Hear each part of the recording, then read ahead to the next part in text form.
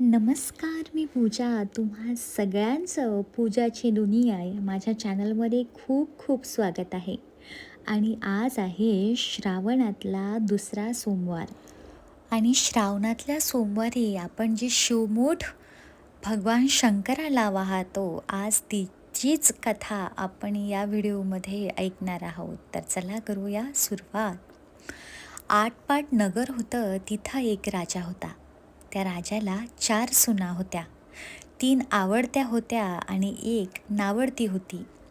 आवडत्या सुनांना तो चांगल्या चांगल्या वस्तू आणून देत असे आणि नावडतीला जेवायला उष्ट खरकटं, नेसायला जाडे भरडे आणि राहावयास गुरांचे घर आणि गुराखाचे काम देत असे. पुढे श्रावण मास आला, पहिला सोमवार आला. त्या दिवशी त्या नावडतीची नागकन्येशी आणि देवकन्येशी भेट झाली. ते कुठं जात आहेत अशी विचारणा केल्यावर कळलं की महादेवाच्या देवळात शिवमूठ व्हायला जात आहेत. तातडीने विचारलं त्याने काय होतं. भक्ती होते आणि इच्छित कार्य सिद्धीस जातं. मूलबाळ होतं. नावडती माणसं आवडती होतात. वडीलधाऱ्यांचा आशीर्वाद मिळतो. यानंतर नागकन्या आणि देवकन्येने नावडतीला विचारलं, तू कोणाची कोण? नावडतीने सांगितले, राजाची सून. मी देखील तुमच्यासोबत येते. नावडती त्यांच्याबरोबर देवळात गेली. नागकन्या आणि देवकन्या वसा वसू लागल्या. नावडतीने विचारलं, काय बोलताय? तेव्हा त्यांनी सांगितलं, शिवामुठीचा वसा वसतो आहोत. या वशाला नेमकं काय करावं? मूठ चिमूट तांदूळ घ्यावे, शिवराई सुपारी घ्यावी, गंध फूल घ्यावं, 2 बेलाची पाने घ्यावी, मनोभावे पूजा करावी, हाती तांदूळ घ्यावे आणि म्हणावे, शिवा शिवा महादेवा, माझी शिवामूठ ईश्वर देवा. सासू सासऱ्यांच्या दिरा भावा, ननद जावा, भ्रतरा नावडती आहे, ती आवडती कर रे देवा असे म्हणून तांदूळ वाहावेत. संध्याकाळपर्यंत उपवास नाही निभावला तर दूध प्यावं. संध्याकाळी आंघोळ करावी, देवाला बेल वाहावा आणि मुकाट्यानं जेवण करावं. हा वसा 5 वर्ष करावा. पहिल्या सोमवारी तांदूळ, दुसऱ्यास तीळ, तिसऱ्यास मूग, चौथ्यास जव आणि 5व्यास सातू शिवमुठीकरिता घ्यावे. पहिल्या सोमवारी सगळं साहित्य नागकन्या आणि देवकन्येनं दिलं आणि दुसऱ्या सोमवारी नावडतीस घरून आणायला सांगितलं. त्या दिवशी तिने मनोभावाने पूजा केली. संपूर्ण दिवस उपवास केला.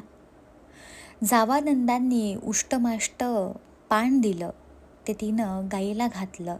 शंकराची आराधना केली आणि दूध पिऊन निजून राहिली. पुढे दुसरा सोमवार आला.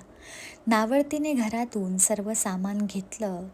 पुढे नागकन्येबरोबर जाऊन मनोभावाने पूजा केली आणि शिवा शिवा महादेवा, माझी शिवमूठ ईश्वरा देवा. सासू सासऱ्या, दिरा भावा, ननद जावा, नावडती आहे, आवडती कर रे देवा असे म्हणून तीळ वाहिले. संपूर्ण दिवस उपवास केला. शंकराला बेल वाहिलं, दूध पिऊन निजून राहिली. संध्याकाळी सासऱ्यानं विचारलं, तुझा देव कुठे आहे? नावडतीने सांगितले, माझा देव लांब आहे, वाटा कठीण आहेत, काटे कुटे आहेत, साप वाघ आहेत, तेथे माझा देव आहे. पुढं तिसरा सोमवार आला. पूजेचं सामान घेतलं. देवाला जाऊ लागली. घरची माणसं मागे जाऊ लागली. नावडती, तुझा देव दाखव म्हणू लागली. नावडतीला रोजचा सराव होता, तिला काही वाटलं नाही. परंतु सर्वांना पुष्कळ काटेकुटे लागले. नावडतीची दया आली. आजपर्यंत रानात कशी येत असेल कोण जाणे. नावडतीला चिंता पडली. देवाला प्रार्थना केली. देवाला तिची करुणा आली. नागकन्या देवकन्यासह वर्तमान देऊळ सुवर्णाचं झालं. रत्नजडितांचे खांब झाले. सगळ्यांनी देवाचं दर्शन घेतलं. नावडती पूजा करू लागली. गंध फूल वाहू लागली. नंतर शिवमूठ घेऊन शिवा शिवा महादेवा, माझी शिवामूठ ईश्वरा.